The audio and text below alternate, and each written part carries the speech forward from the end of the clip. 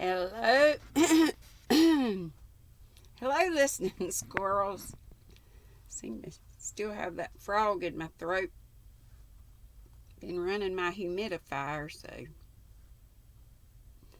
hopefully that'll get better. Still have this, not nearly as bad, and a little bit in the ear. Still taking antibiotics, though. Okay, chapter 10 is called Leslie Moore. I'm going for a walk to the outside shore tonight, Anne told Gog and Magog.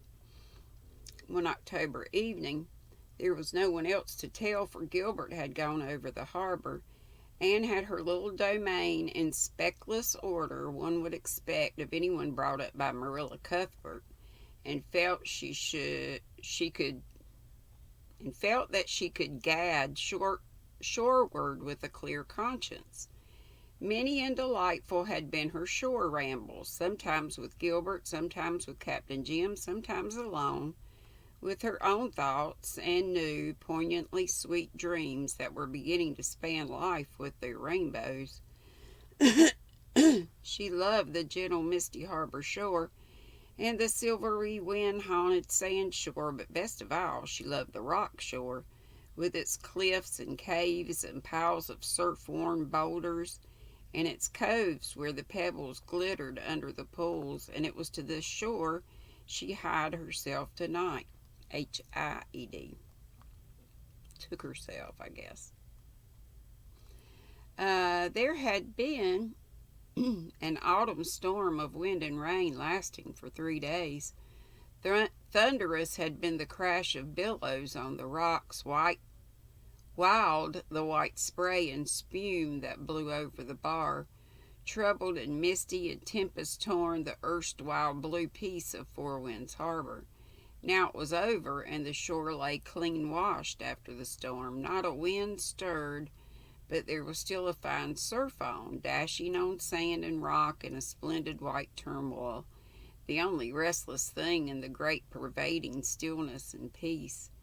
Oh, this is a moment worth living through weeks of storm and stress for, Anne exclaimed, delightedly sending her far gaze across the tossing waters from the top of the cliff where she stood. Presently she scrambled down the steep path to the little cove below, where she seemed shut in with rocks and sea and sky. I'm going to dance and sing, she said. There's no one here to see me. The seagulls won't carry tales of the matter. I may be as crazy as I like. She caught up her skirt and pirouetted along the hard strip of sand just out of reach of the waves that almost lapped her feet with their spent foam. Whirling round and round, laughing like a child, she reached the little headland that ran out to the east of the cove, and then she stopped suddenly, blushing crimson. She was not alone. There had been a witness to her dance and laughter. The girl of the golden hair and sea blue eyes. I knew that's who that was going to be in the title. Was sitting on a boulder of the headland, half hidden by a jutting rock. She was looking straight at Anne with a strange expression, part wonder, part sympathy, part, could it be envy? She was bareheaded, and her splendid hair, more than ever like Browning's gorgeous snake, was bound about her head with a crimson ribbon. She wore a dress of some dark material, very plainly made, but swathed about her waist, outlining its fine curves, was a vivid girdle of red silk. Her hands, clasped over her knee, were brown and somewhat work-hardened, but the skin of her throat and cheeks was as white as cream. A flying gleam of sunset broke through a low-lying western cloud and fell across her hair. For a moment she seemed the spirit of the sea personified. All its mystery, all its passions, all its elusive charm. Oh, wow, it looks so dark in here. Just me.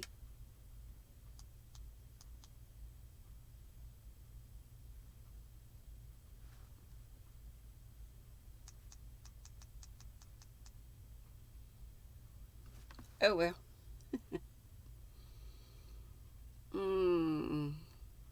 You must think me crazy," stammered Anne, trying to recover her self-possession.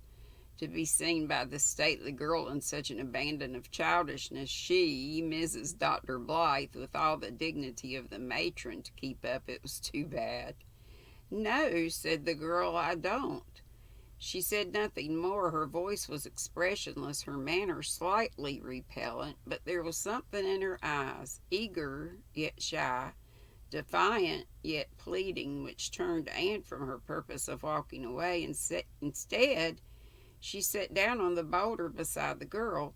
"Let's introduce ourselves," she said, with a smile that had never yet failed to win confidence and friendliness. "I'm Mrs. Blythe, and I live in that little white house up Harbor Shore." "Yes, I know," said the girl. "I'm Leslie Moore, Mrs. Dick Moore," she added stiffly. Anne was silent for a moment from sheer amazement. It had not occurred to her that this girl was married. There seemed nothing of the wife about her, and that she should be the neighbor whom Anne had pictured as a commonplace Four Winds housewife. Anne could not quickly adjust her mental focus to this astonishing change. Then you live in that gray house up the brook?" she stammered. "Yes, I should have gone over to call on you long ago," said the other. She did not offer any explanation or excuse for not having gone. "I wish you would come," said Anne, recovering herself somewhat. "We're such near neighbors, we ought to be friends. That's the sole fault of Four Winds. There aren't quite enough neighbors, otherwise it's perfection. You like it?" "Like it? I love it. It's the most beautiful place I ever saw." "I've never seen many places," said Leslie Moore slowly, "but I've always thought it was very lovely here. I love it too." She spoke as she looked, shyly yet eagerly. Anne had an odd expression that this strange girl, the word girl would persist, could say a good deal if she chose. "I often come to the shore," she added. "So do I," said Anne. "It's a wonder we haven't met here before." "Probably you come earlier in the evening than I do. It's generally late, almost dark, when I come, and I love to come just after a storm like this. I don't like the sea so well when it's calm and quiet. I like the struggle and the crash and the noise." "I love it in all its moods," declared Anne. "The sea at Four Winds is to me what Lover's Lane was at home. Tonight it seemed so free, so untamed. Something broke loose in me, too, out of sympathy. That's why I danced along the shore in that wild way. I didn't suppose anybody was looking, of course. If Miss Cornelia Bryant had seen me, she would have foreboded a gloomy prospect for poor young Dr. Blythe."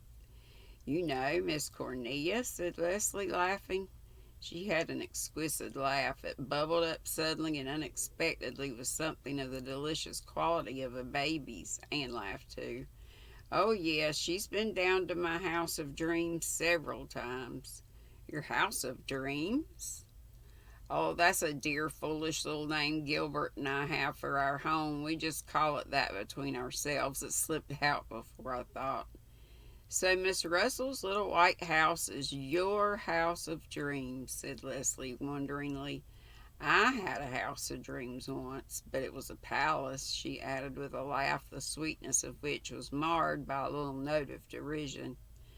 "Oh, I once dreamed of a palace too," said Anne. "I suppose all girls do. And then we settled down contentedly in 8-room houses that seemed to fulfill all the desires of our hearts because our prince is there.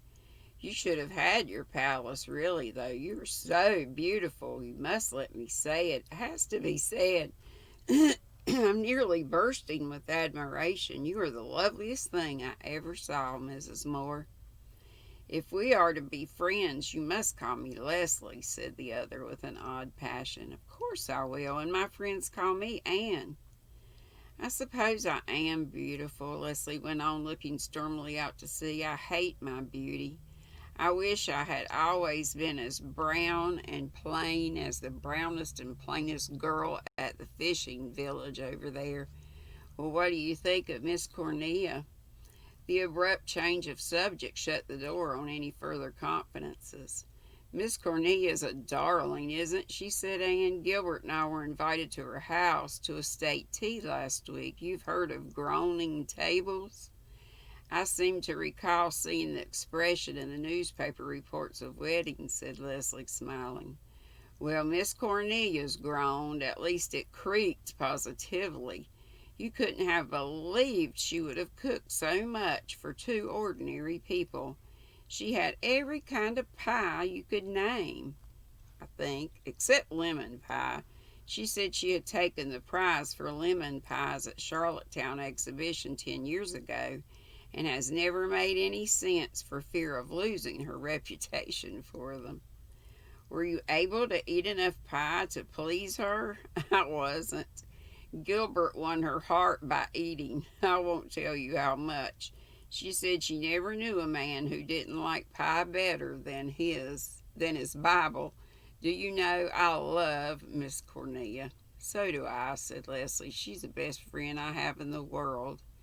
Anne wondered secretly why, if this were so, Miss Cornelia had never mentioned Mrs. Dickmore to her.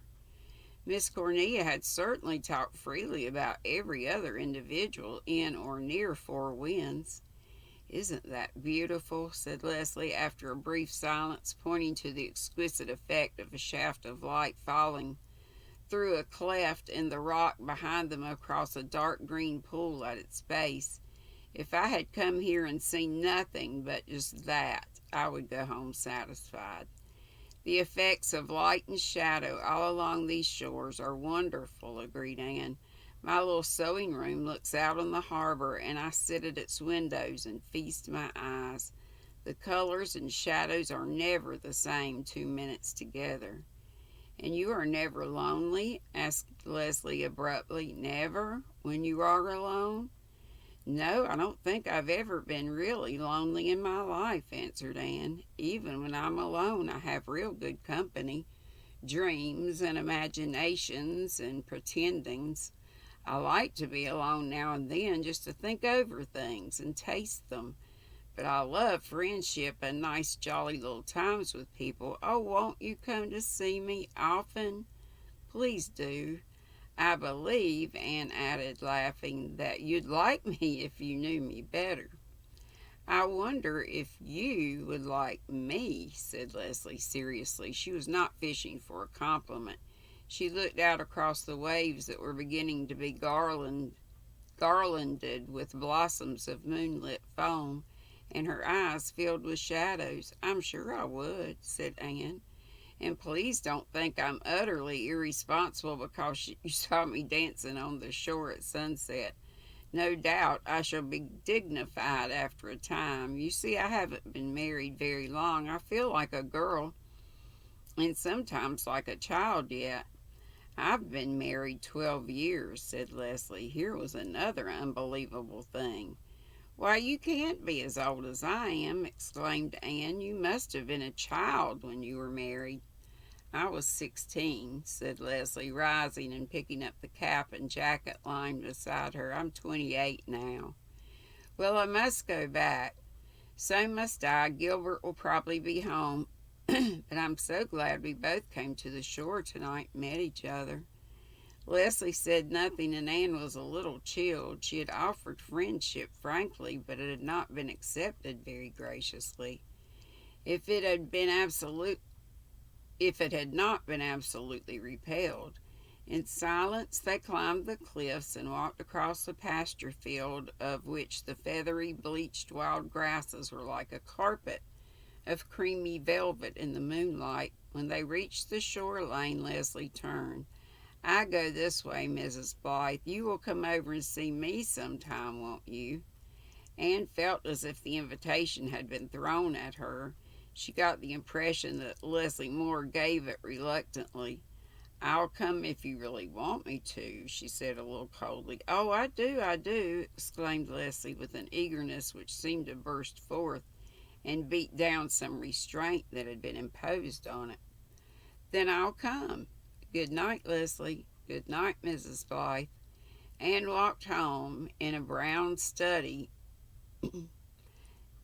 in a brownstone, I guess thinking, and poured out her tale to Gilbert. "So Mrs. Dick Moore isn't one of the race that knows Joseph?" said Gilbert teasingly. "No, not exactly, and yet I think she was one of them once, but has gone or got into exile," said Anne musingly.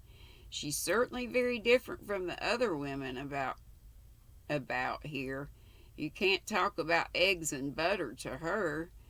To think I've been imagining her a second Mrs. Rachel Lynde. Have you ever seen Dick Moore, Gilbert?" "No, I've seen several men working about the fields of the farm, but I don't know which was more." "She never mentioned him. I know she isn't happy. From what you tell me, I suppose she was married before she was old enough to know her own mind or heart, and found out too late that she had made a mistake. It's a common tragedy enough, Anne.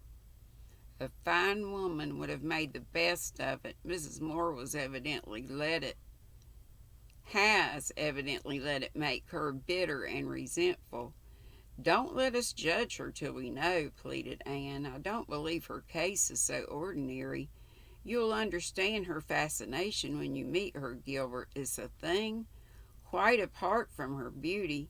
I feel that she possesses a rich nature into which a friend might enter as into a kingdom, but for some reason she bars everyone out and shuts all her possibilities up in herself so that they can't develop and blossom. There I've been struggling to define her to myself ever since I left her, and that's the nearest I can get to it. I'm going to ask Miss Cornelia about her." And that's the end. And the next chapter is called The Story of Leslie Moore.